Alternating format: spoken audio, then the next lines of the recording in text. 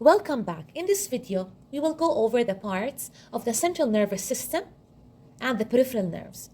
First, the central nervous system consists of the brain and the spinal cord that runs inferiorly toward the sacrum.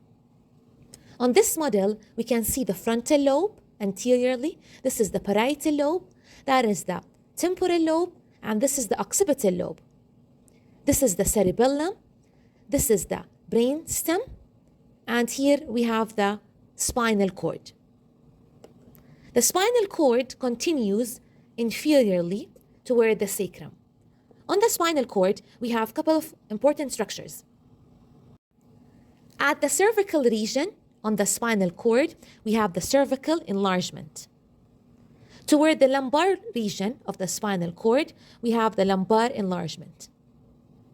At the level of L1 and L2 vertebra, we have the Conus Medullaris, which is a cone-shaped structure where the spinal cord proper ends at. From the Conus Medullaris, we have the Cauda Equina, which is right here. Parallel to the spinal cord, we have the sympathetic trunk.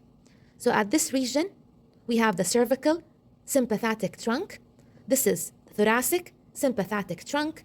This is the lumbar sympathetic trunk, and we have the sacral sympathetic trunk.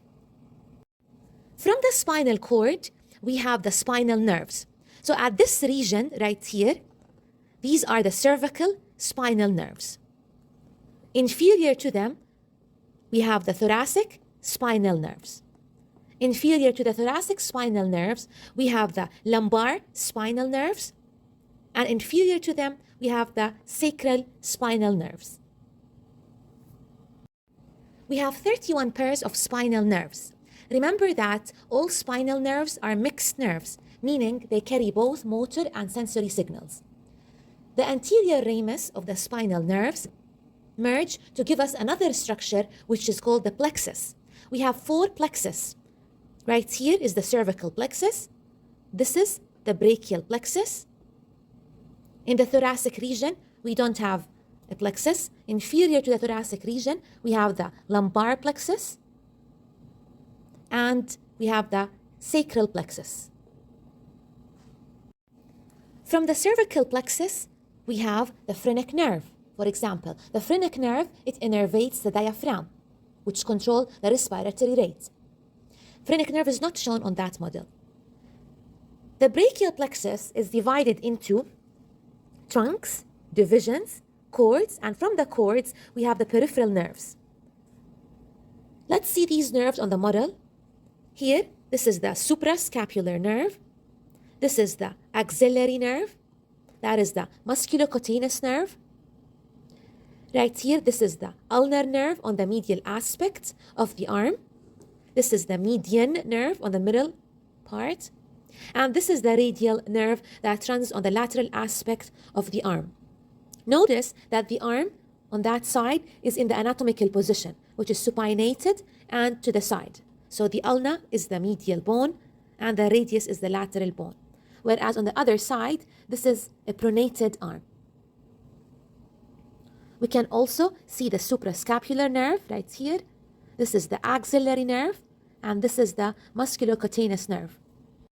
Moving to the lumbar plexus, from this plexus, we have the femoral nerve, which runs toward the anteromedial aspect of the thigh. Here, that is the femoral nerve. And we have the obturator nerve. This right here is the obturator nerve that also runs toward the medial aspect of the thigh. That's the obturator nerve. This right here is the innominate bone.